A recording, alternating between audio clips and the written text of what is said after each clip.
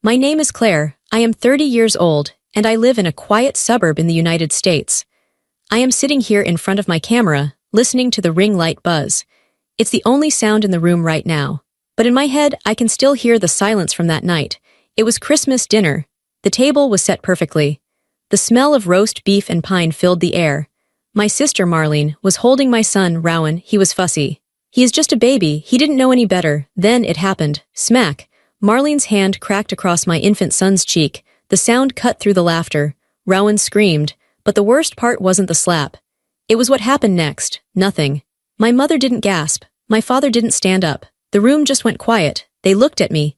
They were waiting for me to apologize. They expected me to say, "I'm sorry he's crying," or "I'm sorry he annoyed you, Marlene." That is how it always worked in my family. I was the one who had to fix everything. I was the one who had to shrink so my sister could shine. I froze. I couldn't breathe. But then a chair scraped loudly against the floor. My husband stood up.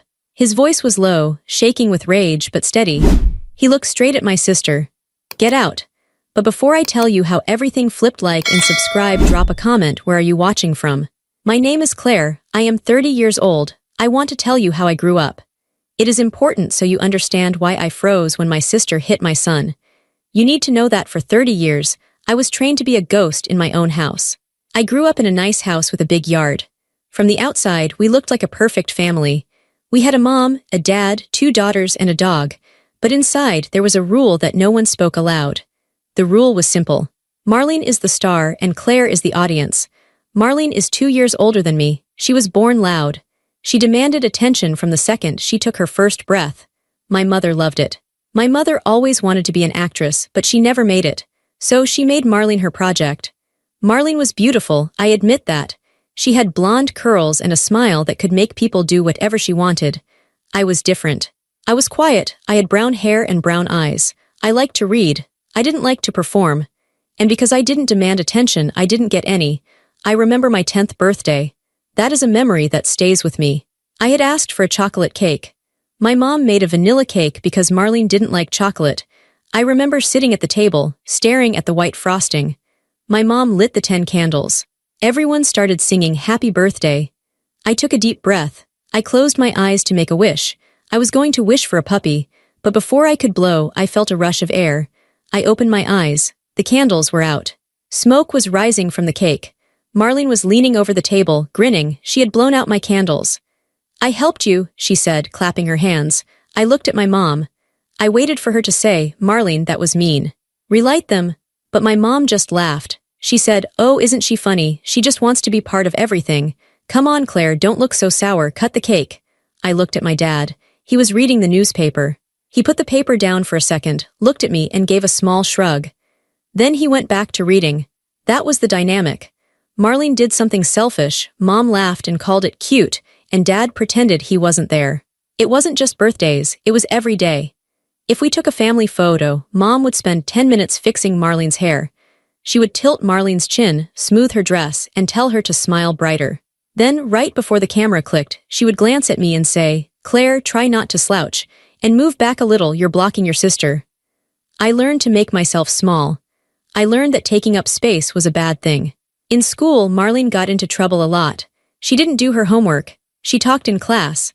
But my parents were always at the school defending her. They blamed the teachers. They said the teachers were jealous of Marlene's spirit. I got straight A's. I did my homework every night at the kitchen table while Marlene watched TV loudly in the living room. When I brought my report card home, my dad would sign it without really looking.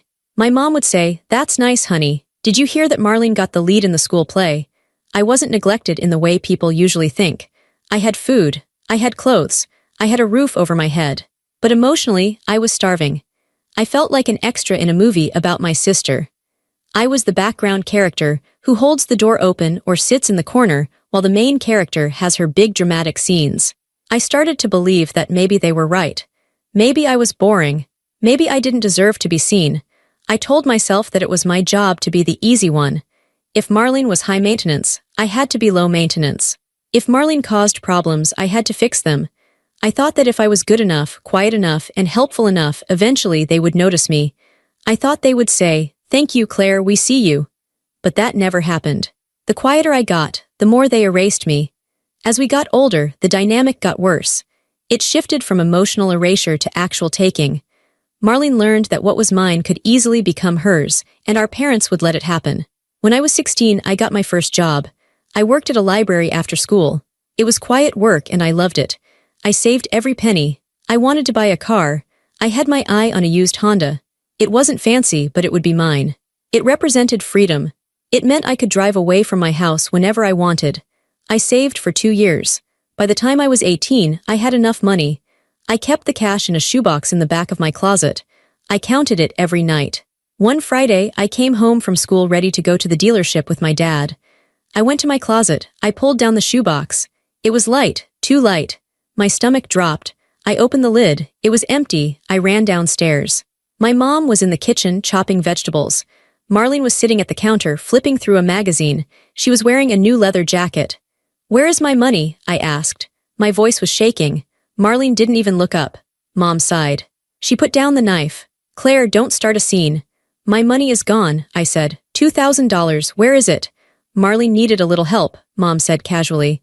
"She has that modeling audition in the city next week. She needed new headshots and some clothes. You know how expensive that industry is." I looked at Marlene. She was smirking. "It's an investment, Claire. When I'm famous, I'll buy you 10 cars. "That was my money," I whispered. "I worked for that." "We are a family," Mom said, her voice getting sharp.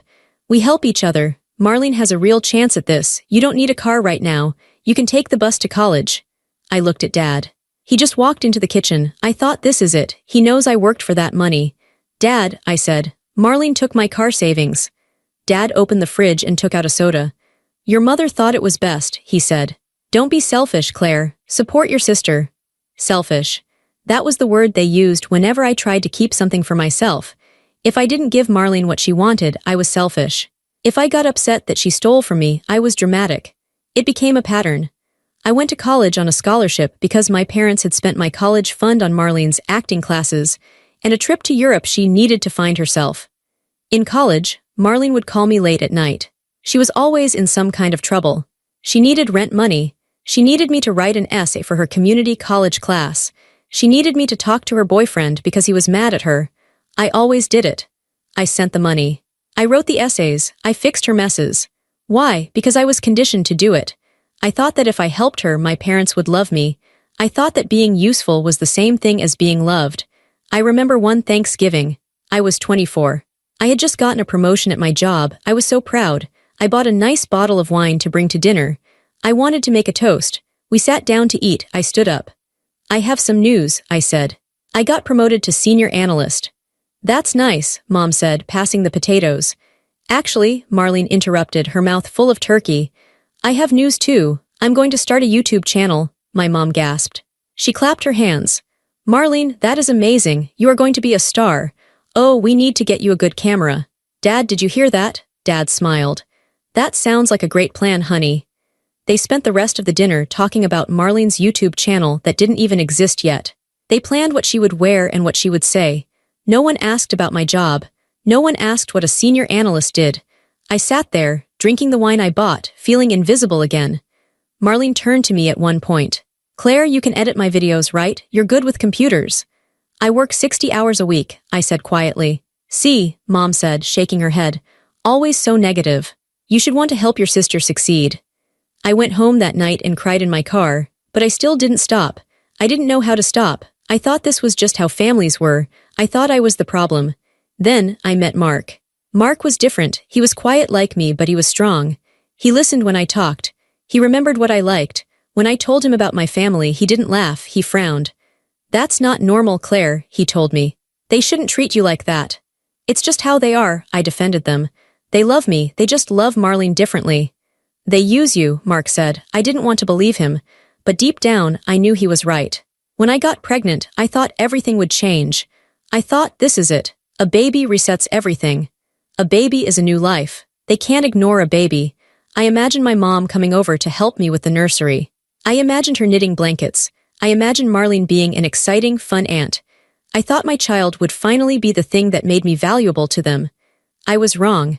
When I told them I was pregnant, Mom said, "Oh, are you sure you're ready? Babies are expensive. You know Marlene is going through a hard time right now since she broke up with Brad. Try not to rub it in her face. That was the reaction. Don't upset Marlene. My pregnancy was difficult. I was sick a lot, I was tired. But my family barely checked on me. Marlene called me, not to ask how the baby was, but to complain that I wasn't available to drive her to the mall anymore. You're so boring now that you're pregnant, she told me on the phone. You just sleep all the time. I'm growing a human, I said. Whatever, you're using it as an excuse to be lazy. When I went into labor, Mark was with me. He was my rock. We were at the hospital for 20 hours. It was hard, painful work. But when my son, Rowan, was finally placed on my chest, I felt a love I had never known. It was pure. It was unconditional. I looked at his tiny face and promised him, I will never make you feel invisible. I will never make you feel like second best. My parents and Marlene came to visit the next day. Marlene walked in, looked at Rowan in the bassinet and said, he looks like a wrinkled alien. Mom laughed. Marlene, you are terrible. But she was smiling. She didn't tell Marlene to be kind. She didn't coo over her grandson. She was too busy laughing at Marlene's jokes. They stayed for 20 minutes. Marlene spent 15 of them talking about a guy she met at a bar. Mom spent the other 5 telling me I looked tired and puffy. They left, and I felt a coldness in my chest. The months went by. I was exhausted. Being a new mom is hard. I needed help. I asked my mom if she could come over one Saturday so I could sleep for a few hours. I can't, she said. Marlene is having a crisis. She can't find her favorite boots and she's freaking out. I have to go help her look. I hung up the phone and stared at the wall. My sister's lost boots were more important than my health. My sister's boots were more important than spending time with her grandson. That was the crack in the glass. That was when I started to really see them. It wasn't just about me anymore. It was about Rowan. I watched how they treated him. When we went to family dinners, if Rowan cried, Marlene would roll her eyes and turn up the TV volume. Can you shut him up? She would snap. I'm trying to watch this show. Mom would look at me with disappointment. Claire, he's very loud. Maybe you should take him to the other room. You're disturbing everyone. He's a baby, I would say. He's hungry. Well, feed him somewhere else, Marlene would say, and I would do it. I would take my son and go sit in the guest bedroom, sitting on the edge of the bed in the dark, nursing him while my family laughed and ate dinner in the other room. I felt like I was back to being 10 years old, watching the candles go out. But this time I wasn't just sad. I was angry. I looked at my son. He was perfect. He deserved to be cherished. He didn't deserve to be the annoyance in the corner. He didn't deserve to be the extra chair. I realized that if I didn't change things, Rowan would grow up just like me. He would grow up thinking he didn't matter. He would think his job was to stay quiet so his aunt could shine. I couldn't let that happen. I could take the abuse for myself. I was used to it. But I would not let them break my son. That brings us to Christmas. Rowan was 10 months old. He was starting to crawl. He was babbling. He was a happy baby, mostly. But he was teething. His gums hurt. He was a little fussy. We arrived at my parents' house around 4 p.m. Mark drove. I held Rowan in the back seat. I had a knot in my stomach. I always had a knot in my stomach before seeing my family. Mark squeezed my hand before we got out of the car. If they start anything, Mark said, we leave, okay. Okay, I said, but I didn't really mean it. I never left. I always stayed. I always endured. Inside, the house was decorated perfectly. The tree was huge. There were gifts everywhere, mostly for Marlene. My mom had set up a ring light in the dining room because Marlene wanted to film a family Christmas vlog for her 300 followers. Everyone needs to look happy, Marlene commanded as we walked in. She shoved a camera in my face. Claire, smile. God, you look tired. Did you even put on concealer? Merry Christmas to you too, I said, shifting Rowan to my other hip. Dinner started an hour later. We sat down. The table was crowded. The ring light was buzzing in the corner, casting a bright, unnatural white glare over the food. It made everything look like a movie set, not a home. Marlene sat at the head of the table, even though that was usually Dad's spot. She was telling a long, loud story about a bartender who was obsessed with her. Rowan was in my lap. He started to whimper. He was chewing on his fist. "SHHH, buddy," I whispered. I gave him a teething ring. He dropped it. He let out a sharp cry. Marlene stopped talking. She glared at me. "Claire, seriously." "He's teething," I said. "I'm sorry." "Well, control him," she said. "I'm telling a story." "He's a baby, Marlene. He doesn't care about your story," Mark said. His voice was calm, but I could hear the edge in it. Marlene's eyes went wide. She wasn't used to people talking back to her. "Excuse me, Mark, please," Mom said quickly. "Let's just have a nice dinner. Claire, maybe give him a bottle, I tried. Rowan pushed the bottle away. He cried louder. He was in pain. I rocked him. I stood up to bounce him. Oh my God, Marlene slammed her fork down. This is ruined. The audio on my video is going to be all screaming. She stood up. She walked over to me. I thought she was going to yell at me. I braced myself for her words. She reached out. I thought she was going to grab my arm. Instead, her hand moved fast. Smack! She slapped Rowan right on his cheek. It wasn't a tap, it was a slap. The sound was a wet pop. Time stopped. I felt the vibration of the slap in my own body. Rowan went silent for a split second, the silence of shock before he inhaled to scream. I looked at Marlene. She looked annoyed, not sorry. There, she said. Maybe that will shock him into shutting up. I looked at the table. My mother was chewing her roast beef. She swallowed. She looked at me. Her face wasn't horrified, it was just waiting. My father was looking at his plate. No one moved. No one screamed at her. No one rushed to check on the baby. The silence stretched out. It was heavy and suffocating. It was the silence of 30 years of abuse. It was the silence that said, Marlene can do whatever she wants, and you have to take it. In that silence, I heard my mother's voice in my head from 1,000 other times. Don't overreact. She didn't mean it. Don't make a scene. I felt myself shrinking. I felt the old Claire trying to take over the Claire who would apologize, who would run away, who would cry in the bathroom and blame herself. But then I felt Rowan trembling in my arms. I looked at his cheek. It was turning red. There was a white imprint of her fingers. He was hurt. My sister hurt my baby because he interrupted her story. And my parents were watching it happen. Something inside me snapped. It wasn't a loud snap. It was a quiet one. It was the sound of a lock clicking into place. I didn't speak. I couldn't speak, but Mark did. He stood up so fast his chair fell backward. It crashed onto the floor. The noise made Mom jump. Mark walked around the table. He didn't look at Mom. He didn't look at Dad. He looked straight at Marlene. He got very close to her face. Marlene took a step back, looking suddenly scared. Get out, Mark said. Excuse me, Marlene laughed nervously. This is my parents' house. You can't. You just hit my son, Mark said. His voice was like ice.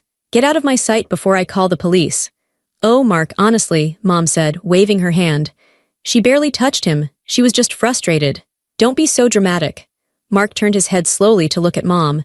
She hit an infant, and you are defending her. She's high-strung, Mom said. Claire, tell your husband to calm down. You know how your sister gets. They all looked at me. Mom, Dad, Marlene, they were looking at the old Claire. They were waiting for the doormat. They were waiting for the scapegoat. I looked down at Rowan. I kissed his forehead. Then I looked up. I looked at my mother. I saw her for the first time. Not as the mom I wanted to please, but as a woman who would let a baby get hit to keep the peace. I looked at my father, the coward. I looked at Marlene, the bully.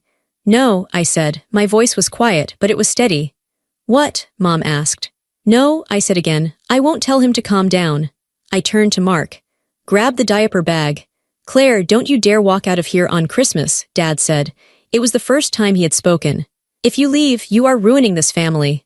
I looked at him. This family was ruined a long time ago, I said. I turned around and walked toward the door. I could hear Marlene shouting behind me. You're overreacting, you're crazy. Go ahead and leave, no one wants you here anyway. I opened the door. The cold winter air hit my face. It felt good. It felt clean. I walked to the car, I buckled Rowan in. My hands were shaking, but not from fear. They were shaking from adrenaline. Mark got in the driver's seat, he looked at me. Are you okay? He asked. I took a deep breath. I looked back at the house. I could see them through the window. Marlene was crying now, acting the victim. Mom was hugging her. I'm done, I said. Drive. And as we pulled away, I realized something. The script had changed. They were still playing their parts, but I had walked off the stage. I wasn't the extra anymore. I was the writer of my own life now. And in my story, no one hits my son. That was the shift, but the war wasn't over. It was just beginning. Because people like my family don't let you go that easily. They don't like it when the prop stands up and walks away. They were going to try to pull me back. But I had a plan. The drive home from my parents' house was silent. Usually, after a family gathering, the car ride was filled with my nervous energy. I would ask Mark questions like, did I talk too much? Or do you think Mom was mad about the salad? Or was Marlene okay? I would spend the drive dissecting every look and every word, trying to convince myself that I hadn't messed up. But this time, I said nothing. Mark drove with both hands tight on the wheel. He was angry. I could feel his anger radiating off him like heat, but it wasn't directed at me. That was a new feeling. Usually when there was tension, I assumed it was my fault. Tonight, I knew it wasn't. I sat in the back seat next to Rowan. He had finally stopped crying. He was asleep now, his head turned to the side. I turned on the flashlight on my phone. I shined it gently on his face. There it was, a red mark. It wasn't huge. It wasn't bleeding. But it was there. 4 distinct lines where my sister's fingers had made contact with his soft skin. My phone buzzed in my lap. Then it buzzed again, and again. Buzz, buzz, buzz. I looked at the screen. Mom, where are you going? Turn around right now. Mom, you are being ridiculous. Everyone is crying. You ruined Christmas. Dad, Claire, answer your mother. You are overreacting. Marlene, wow, nice drama queen exit. Hope happy. Marlene, you embarrassed me in front of my followers. So selfish. I stared at the words. Selfish. Drama queen, ruined. The old Claire would have typed back immediately. The old Claire would have said, I'm so sorry. We're just tired. We'll come back. The old Claire would have begged for forgiveness for the crime of protecting her child. But as I looked at the red mark on Rowan's cheek, the words on the screen didn't make me feel guilty. They made me feel cold. Don't answer them, Mark said from the front seat. He saw the light of the phone reflecting on my face. I'm not, I said. I did something else instead. I opened the camera app. I took a picture of Rowan's face. I took 5 pictures, close up, from the side, with the flash, without the flash. What are you doing? Mark asked. Evidence, I said. The word tasted strange in my mouth. Evidence. You collect evidence against criminals. You collect evidence for lawsuits. You don't collect evidence against your family. But they weren't acting like family. They were acting like a system designed to crush me, and I needed proof that I wasn't crazy. We got home. The house was dark and quiet. It felt like a sanctuary. We carried Rowan inside and put him in his crib. I stood over him for a long time, just watching his chest rise and fall. I put some ice gently on his cheek, even though he was asleep. He stirred but didn't wake up. We went into the kitchen. Mark poured a glass of water. He drank it in one gulp. I'm sorry I shouted, he said. Don't be, I said. You were the only one who spoke the truth. I sat down at the kitchen table. I didn't take off my coat. I felt like I was on a mission. I need my laptop, I said. Mark looked at me. Claire, maybe you should sleep. You're in shock. No, I said. If I sleep, I might wake up and think I imagined it. I might wake up and let them convince me it wasn't a big deal. I need to write it down, now, Mark nodded. He went to the study and brought me my laptop. I opened it. The screen glowed blue in the dark kitchen. I created a new folder. I named it The Incident. Inside that folder, I started a document. I didn't write a diary entry. I didn't write a poem about my feelings. I wrote a report. Date, December 25th. Time, approx 6:30 p.m. Location, parents' dining room. Witnesses, Mom, Dad, Marlene, Mark, me. Event. Marlene struck Rowan, 10 months old, on the left cheek with an open palm because he was crying while she was filming a video. I typed it out. Seeing it in black and white made it real. It wasn't a misunderstanding. It wasn't a joke. It was assault. Then, I went further back. I realized that this slap didn't happen in a vacuum. It happened because for 30 years, Marlene was never told no. I started a new document, timeline of behavior. I started typing memories. Things I had pushed down. Things I had made excuses for. 2015. Marlene stole my credit card to buy concert tickets. Mom said, she just wanted to have fun, don't be stingy. I never got the money back. 2018. Marlene got drunk at my graduation dinner and made a toast about herself. Dad laughed and said she was the life of the party. 2020. Marlene told my fiancé, Mark, that I had slept around in college, a lie to try and make him jealous. Mom said, she's just protective of you. 2023, the pregnancy comments, the insults about my body, the refusal to visit Rowan in the hospital because she had a headache. I typed for 3 hours. My fingers flew across the keys. Mark sat across from me. He didn't speak. He just sat there being a witness. Sometimes he would reach out and hold my hand when I stopped to breathe. I went to my phone. I took screenshots of the texts they sent me tonight. I took screenshots of old texts where Marlene called me names. I emailed them all to myself and saved them in the folder. I felt like a detective building a case. And in a way, I was. I was building a case against my own guilt. I knew what would happen tomorrow. They would call. They would gaslight me. They would say it didn't happen like that. They would say you remember it wrong. They would say you are crazy. But I would have the folder. The folder was my anchor. Around 2 a.m. my phone rang again. It was my dad. I looked at Mark. Should I answer? Do you want to? No, then don't. I let it go to voicemail. Then a text came from Mom. Mom, we need to talk. Come over tomorrow morning, just you. Leave Mark at home, he is too aggressive, I laughed. It was a dry, humorless sound. Mark was aggressive. Mark, the gentlest man I knew. They wanted him gone because he was the only one who didn't follow their script. They wanted to get me alone. They knew they could break me if I was alone. I typed a reply. My fingers didn't shake. We will come over at 10 a.m. Mark is coming with me. If you don't want him there, I'm not coming. I watched the 3 dots appear. They disappeared, then appeared again. Mom, fine, just come. We need to settle this. I closed the laptop. I felt exhausted, but I felt clear. I wasn't going there to apologize. I wasn't going there to settle things in their way. I looked at the folder on my screen one last time. The incident. I wasn't the crazy sister anymore. I wasn't the sensitive daughter. I was a mother with a file. I'm ready, I told Mark. For tomorrow? No, I said, for the rest of my life. I went to bed, but I didn't sleep much. I lay awake, listening to the wind outside. I thought about all the times I had swallowed my anger. I thought about all the times I had said, it's okay, when it wasn't okay. I imagined my heart as a house. For years, I had let my family walk in with muddy shoes. I let them break the furniture. I let them eat all the food and leave the dishes. And I just cleaned up after them, thankful that they visited at all. Tonight, I was changing the locks. The next morning, the sky was gray. It looked like snow. I dressed carefully. Usually when I went to my parents' house, I dressed for comfort. I wore jeans and a sweater. I tried to look harmless. Today, I wore a blazer. I wore my boots with the heels. I put on makeup. Not to look pretty, but to look like armor. I wanted to look like the professional woman I was, not the little girl they remembered. Mark wore a button-down shirt. He looked serious. We left Rowan with Mark's sister. I didn't want him anywhere near that house.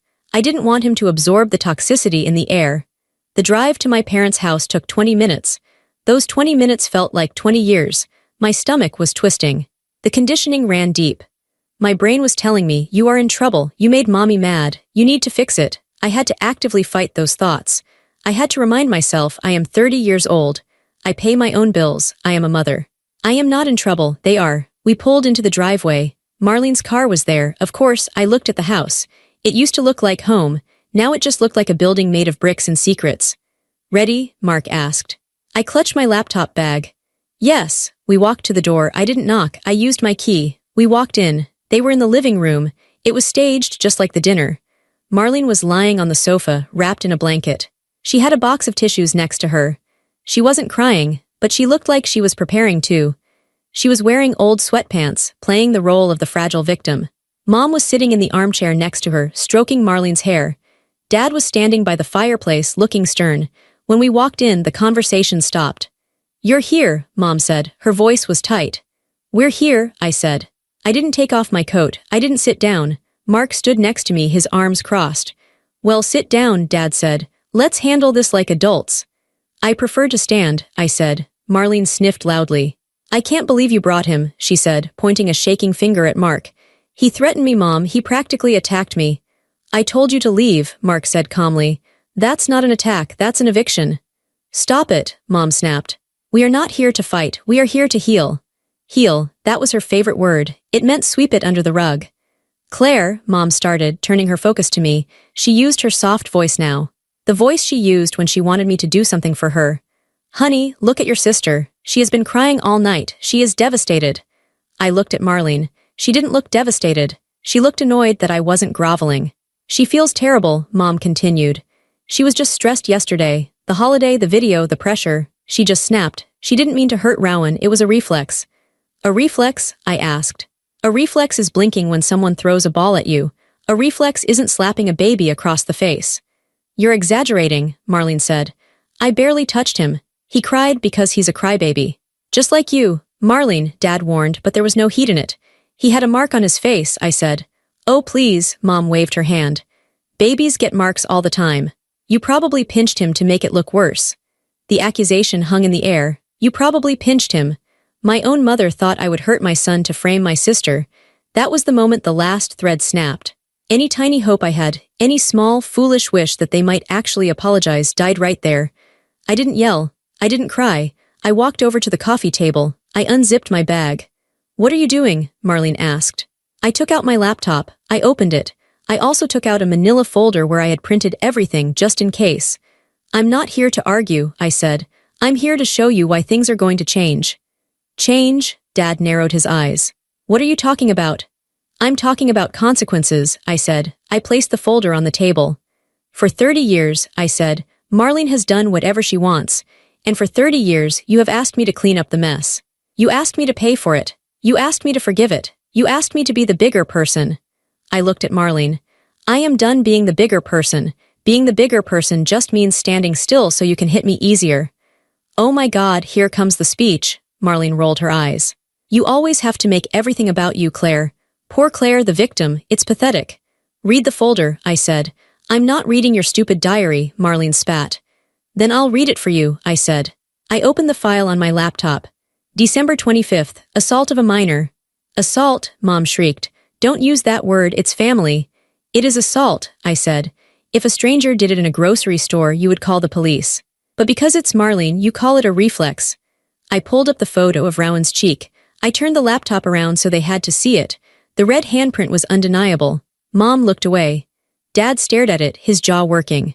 Marlene glanced at it and looked bored. So, Marlene said, he's fine now, isn't he? Did he die? No, get over it. The room went cold. Mark took a step forward. I put a hand on his chest to stop him. This was my fight. You're right, Marlene, I said softly. He didn't die, he is fine, but our relationship, that is dead.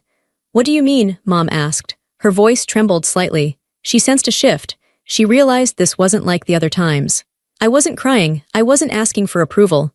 I mean, I said, that I am done. I am stepping out of the role you gave me. You can't just— What? You're not going to talk to us? Dad asked. Over one mistake. It's not one mistake, I said. It's 1,000 mistakes. It's the stolen money. It's the insults. It's the neglect. It's the fact that yesterday, when my son was hit, not one of you asked if he was okay. You only cared about Marlene's video. We were in shock, Mom argued. No, I said, you were in character. I looked at them, really looked at them. I have a timeline here, I tapped the folder. Of every time Marlene took from me and you let her. Every time she hurt me and you blamed me. I wrote it all down last night. And reading it, it made me sick. It made me realize that this isn't love. This is a hostage situation. You are being so dramatic, Marlene yelled. She stood up, throwing the blanket off. You're just jealous. You've always been jealous of me. You're jealous that Mom and Dad like me better. The room went silent. She said the quiet part out loud. Mom gasped. Marlene, but Marlene didn't stop. It's true, everyone knows it. I'm the fun one. I'm the talented one. You're just— Claire, you're boring, you're plain, and now you're trying to ruin my life because you're bitter. I looked at my sister. She was red-faced, screaming, ugly in her rage. I'm not jealous, Marlene, I said calmly. I'm exhausted. I closed my laptop. I put it back in the bag. I am leaving, I said. Do not contact me. Do not come to my house. Do not call me. Claire, you can't do this. Mom started crying. Real tears this time. Whatever you want, we'll do it. Marlene, apologize to your sister. No, Marlene screamed. Apologize, Dad yelled. His voice boomed. Marlene looked shocked. Dad never yelled at her. Fine, Marlene huffed. She looked at me with dead eyes. I'm sorry I hit your brat. Happy? I looked at Mom. Is that the apology you wanted me to accept? Mom looked down. Goodbye, I said. I turned around. Mark opened the door for me. Claire, Mom shouted. If you walk out that door, you are breaking this family apart. I paused at the threshold. I looked back at the three of them, trapped in their dysfunction, miserable in their perfect living room. I'm not breaking it, I said. I'm escaping it. I walked out. I closed the door, and for the first time in my life, I didn't look back. I want to tell you what it feels like to cut off your family. People think it's like a movie explosion. They think it's a big fight with screaming and throwing vases, and then you storm out and feel like a superhero. It wasn't like that for me. When the door clicked shut behind us, I didn't feel like a superhero. I felt like I was going to throw up. My legs were shaking so bad I could barely walk to the car. Mark had to hold my elbow to keep me upright. We got into the car. I locked the doors. I sat there, staring at the dashboard, waiting for the feeling of relief. It didn't come. Instead, panic came. Oh my God, I whispered. I actually did it. You did, Mark said. He started the engine. They're going to hate me, I said. They're going to tell everyone I'm crazy. Aunt Linda, Grandma, the cousins. Marlene is going to post about it. They're going to destroy me. Let them talk, Mark said. We know the truth. But did I go too far? I asked. Maybe if I just set some boundaries. Maybe if I just told them no Christmas this year. Mark stopped the car at the end of the driveway. He put it in park. He turned to me. Claire, he said, look at me. I looked at him. My eyes were blurry with tears. She hit Rowan, Mark said. She hit him, and they blamed you. He repeated it. They blamed you. The fog in my brain cleared a little. You're right, I said. You're right. We are not going back, Mark said. I promised to protect you and Rowan. I failed yesterday because I didn't see it coming. I won't fail again. We drove home. The confrontation was over, but the fallout was just starting. By the time we got home, my phone was exploding again. It wasn't just Mom and Dad this time. It was Aunt Linda. It was my cousin Sarah. It was random family friends. Aunt Linda, your mother is hysterical. How could you be so cruel? Call her immediately. Cousin Sarah, Marlene posted a video crying saying you attacked her. What is going on? I felt the urge to reply. I felt the urge to defend myself. No, that's not what happened. Let me explain. But then I remembered the folder. I remembered the timeline. Explanation is a trap. When you explain yourself to people committed to misunderstanding you, you are just wasting your breath. I need to block them, I said. Do it, Mark said. I sat on the couch. I opened my contacts. Mom, block. Dad, block. Marlene. Block. Aunt Linda, block. With every tap I felt a little lighter, and a little sadder. I was essentially orphaning myself. I was cutting the cord. What do we do now? I asked Mark. The house was quiet. It was just us and the baby. We live, Mark said. We have lunch, we play with Rowan, we watch a movie. Just like that, just like that. It sounded impossible. How could I eat lunch when my family was imploding? But we did. I made sandwiches. We sat on the floor with Rowan. He was happy. He didn't know his family was at war. He just knew his mom and dad were there and he had his toys.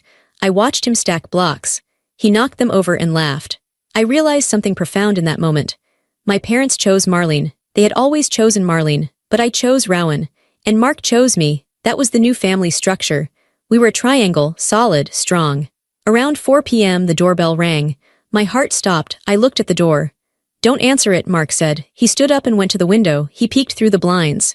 It's your dad, he said. I froze. Is he alone? Yes, my dad. The neutral one, the one who just read his paper, the one I always secretly hoped would save me. Maybe I should talk to him, I said. Maybe he understands. He yelled at Marlene earlier. He also told you not to leave, Mark reminded me. The doorbell rang again. Long, insistent. Claire, open the door. Dad's voice came through the wood. I know you're in there. I walked to the door. I didn't open it. I stood on the other side. Go away, Dad, I said. Claire, this is ridiculous, he said. Your mother is sick with worry. You need to come back and apologize. We can fix this. Apologize? I laughed. I need to apologize for my son being hit. You need to apologize for the way you spoke to us, he said. You were disrespectful. There it was, the core of their belief system. My disrespect was worse than my sister's violence. My refusal to be a victim was worse than her making me one. I'm not opening the door, Dad, I said. Go home. If you don't open this door, he said, his voice getting lower, don't bother coming to the Easter reunion. Don't bother asking for help when you need it. You are on your own. I've been on my own for 30 years, Dad, I said. I just finally realized it. Silence. Then I heard his heavy footsteps walking away. I heard his car door slam. I heard the engine start and fade away. I slid down the door until I was sitting on the floor. I pulled my knees to my chest. I cried then. I cried for the dad I wanted, not the dad I had. I cried for the little girl who kept waiting for him to put down the newspaper and look at me. He came to my house, and he still didn't see me. He only saw a rebellious daughter who needed to be put back in line. Mark came over and sat next to me. He didn't say anything. He just put his arm around me. They're gone, I whispered. Yeah, Mark said, they're gone. It felt like a death. But as the tears stopped, I realized something else. The knot in my stomach, the one that had been there since I was 10 years old, was loosening. The fear of what will they say was gone because they had already said the worst. The dread of the next holiday was gone because I wasn't invited. I was sad, but I was safe. For the first time in my life, my home was a fortress, and I held the only key. The first week was the hardest. It's like withdrawal. When you are used to high drama, chaos, and constantly managing other people's emotions, silence feels suspicious. I kept checking my phone, expecting the nasty texts, but they were blocked. I kept waiting for the guilt to crush me. I had phantom ring syndrome. I would hear a phone ring and jump, my heart racing. I had trouble sleeping. I had nightmares that I was back at the Christmas table, but this time Marlene hit me, and I couldn't move. But slowly, the silence began to change. It went from being scary to being peaceful. I woke up on Saturday morning. Usually, Saturday mornings were spent running errands for my mom or listening to Marlene complain on the phone for 2 hours. This Saturday, I woke up. The house was quiet. Mark was making pancakes. Rowan was playing in his playpen. There were no demands, no drama, no crisis. I poured a cup of coffee, I sat by the window, I watched the snow fall. Is this what normal people do? I asked Mark. Just relax, Mark smiled. Yes, this is normal. I started to discover who I was without them. I realized I had a lot of free time. I used to spend 10 to 15 hours a week just managing my family, talking to them, driving them, worrying about them. Now those hours were mine. I started reading again. I finished a book in 2 days. I started taking long walks with Rowan. I started focusing on my work. My boss noticed. You seem more focused, Claire, she said. You seem lighter. I was lighter. I had dropped 300 pounds of dead weight, but there were still tests. 2 weeks after the incident, a package arrived. It was from Mom. It was a gift for Rowan, a stuffed bear, and a note. For my grandson, I hope his mother stops being stubborn so I can see him. It was a jab wrapped in a gift. It was a manipulation. Look how nice I am, sending a gift. Look how mean you are, keeping him away. I stared at the bear. It was cute, Rowan would like it. A part of me wanted to keep it. It's just a bear, I thought, it's from his grandma. But I knew it wasn't just a bear, it was a foot in the door. If I kept it, I would send a thank you note. Then she would text, then she would ask to visit, and we would be back in the cycle. What do you want to do? Mark asked. I looked at the box. Donate it, I said. Are you sure? Yes. I don't want anything in this house that comes with strings attached. We took the bear to a shelter that afternoon. That was my first victory of the aftermath. I declined the guilt. Then came the social media smear campaign. My friend Jessica sent me screenshots. Even though I told her not to, she couldn't help it. Marlene had posted a long video. She was crying fake tears. She said her sister had abandoned the family and kept her nephew hostage because of a misunderstanding. The comments were full of people saying, "Oh, poor Marlene. Your sister sounds toxic. Stay strong." Seeing strangers call me toxic hurt. My face got hot. I wanted to make my own account. I wanted to post the photo of the slap mark.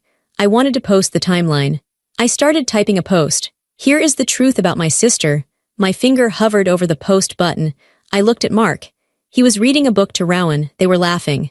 If I posted this, I would be dragging the drama back into my living room. I would be engaging.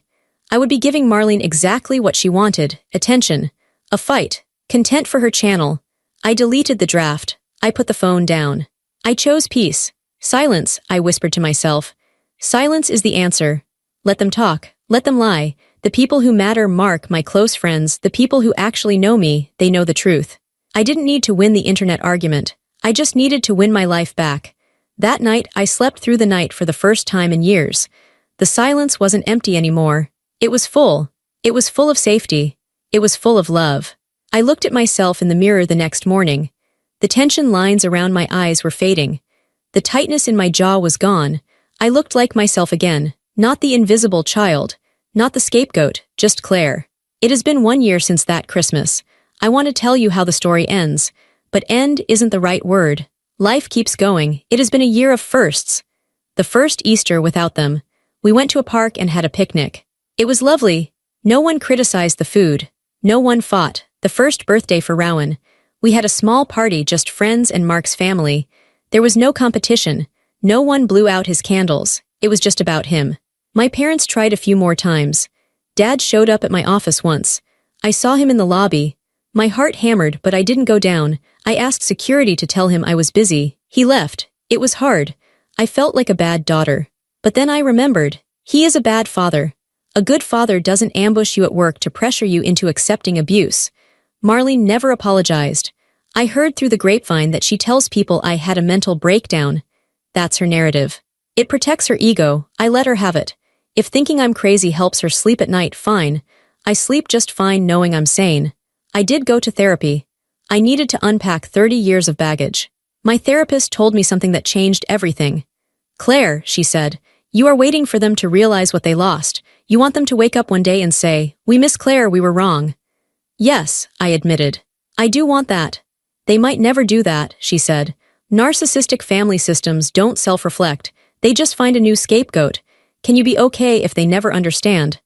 That was the hardest part of the journey. Accepting that I would never get the validation. I would never get the "I'm sorry." I had to forgive them. Not for them, they didn't deserve it. But for me, forgiveness didn't mean letting them back in. It meant letting the anger go. It meant untying the knot. It meant looking at my phone on Christmas morning and not waiting for a text. This Christmas, the 1-year anniversary, was the real test. I woke up. The house smelled like cinnamon rolls. Mark had the holiday music playing. Rowan, now almost 2, was running around in clumsy circles, laughing. I felt a pang of sadness. I missed the idea of a big family. I missed the nostalgia of the house I grew up in. But then I thought about what was actually happening in that house right now. Marlene was probably screaming about her hair. Mom was probably stressing about the turkey. Dad was probably hiding in the garage. The air would be thick with tension. I looked at my living room. It was messy. There was wrapping paper everywhere, but it was warm and it was safe. Rowan ran up to me. He held up a toy car. Mama, vroom. I picked him up. I kissed his cheek, the cheek that was once slapped. It was perfect now, rosy and soft. He would never know what it felt like to be the extra child. He would never know what it felt like to be erased. I had broken the cycle. It cost me my parents. It cost me my sister. It cost me my history. But looking at my son's smiling face, I knew the price was worth it. I walked over to the window. I looked out at the snow. I imagined my old self standing there. The quiet girl. The girl who tried so hard to be good. I whispered to her, "You can rest now. You don't have to fight for a place at the table anymore. We built our own table." I turned back to Mark and Rowan. "Who wants hot chocolate?" I asked. "Me," Mark said. "Chocolate," Rowan yelled. I walked into the kitchen. I didn't look at my phone. I didn't check my email. I was just Claire. And for the first time in my life, that was enough. If you are listening this, and you are the Claire of your family, if you are the one who stays quiet, the one who fixes things, the one who takes the blame, I want you to know something. You are not crazy. You are not overreacting. And the silence on the other side of the door, it isn't lonely. It is freedom.